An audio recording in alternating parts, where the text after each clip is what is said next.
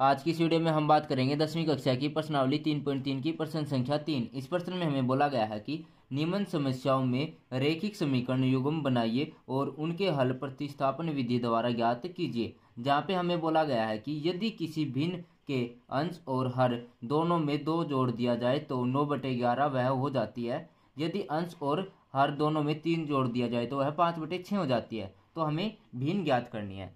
तो हम यहाँ पे सबसे पहले लिखेंगे हल। माना कि भिन्न का अंश हमारा x है और भिन्न का हर बराबर में y है। भिन्न क्या होती है हमारी? अंश बटे में हर होती है, ठीक है, यानी कि x बटे में y होती है। अब हम प्रश्नानुसार चलते हैं।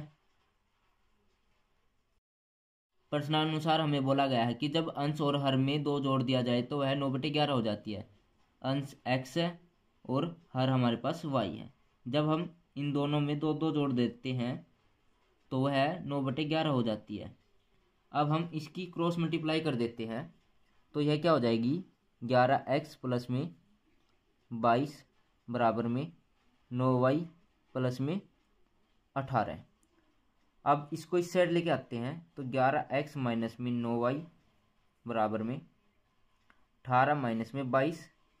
तो हमारी समीकरण बन जाती है 11x माइनस में 9y बराबर में ये हो जाएगा हमारे पास -4। इसको समीकरण 1 का नाम दे देते हैं हम।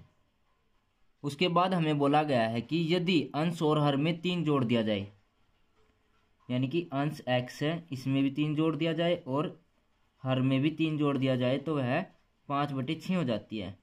अब इसकी भी आर पार गुणा कर देते हैं।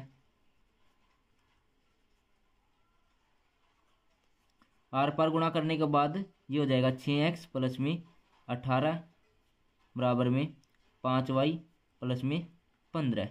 अब ये यहाँ पे प्लस का यहाँ पे माइनस का हो जाएगा तो 6x माइनस में 5y बराबर में 15 माइनस में 18 हो जाएगा। तो 6x माइनस में 5y बराबर में -3। इसको समीकरण 2 का नाम दे देते हैं और यहाँ पे हम x का मान निकाल लेते हैं। तो 6x बराबर में -3 प्लस में 5y, ठीक है। तो x का मान आ जाता है हमारा -3 प्लस में 5y भाग में 6। इसको समीकरण 3 का नाम दे देते हैं। अब हमने x का मान समीकरण 2 की सहायता से ज्ञात किया ना। अब हम x का मान समीकरण 1 में रखेंगे तो यहाँ पे लिखेंगे x का मान समीकरण 1 में रखने पर, समीकरण 1 थी हमारे पास 11x माइनस में 9y बराबर में -4, ठीक है। x का मान यहाँ पे रखते हैं 11 मल्टीप्लाई बाय में -3 प्लस में 5y भाग में 6 माइनस में 9y बराबर में -4। इसके साथ मल्टीप्लाई करते हैं तो -33 प्लस में 55y माइनस में 9y भाग में 6 बराबर में -4। अब इन दोनों का एलसीएम ले लेते हैं तो 6 एलसीएम आ जाता है।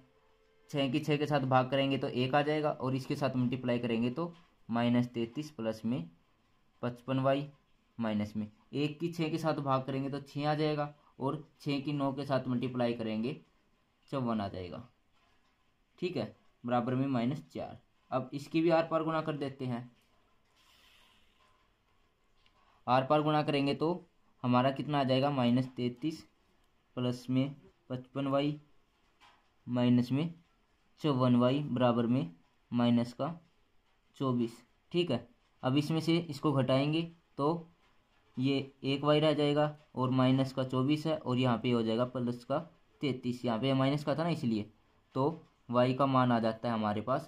अब इसमें से यानी कि 33 में से 24 को घटाएंगे हमारे पास कितना बचेगा? 9 बचेगा, ठीक है। अब हम y का मान हम समीकरण 3 में रखेंगे। यहाँ पे लिखेंगे y का मान समीकरण 3 में रखने पर, समीकरण 3 थी हमारे पास। ये समीकरण 3 थी हमारे पास। अब इसमें हम y का मान रखते हैं, तो x बराबर में -3 प्लस में 5 मल्टीप्लाई बाय में 9 भाग में 6, तो आ जाता है हमारे पास -3 प्लस में 45 भाग में 6। ठीक है, तो x बराबर में, अब 45 में से 3 को घटाएंगे तो 42 भाग में 6 कट के आ जाएगा हमारे पास 7। तो यहाँ पे लिखेंगे अतः जो हमारा भिन्न का अंश बराबर x है वो तो आ जाता है हमारे पास 7, और भिन्न का हर जो कि y था वो आ जाता है हमारे पास, y का मान था हमारे पास 9 रुपये।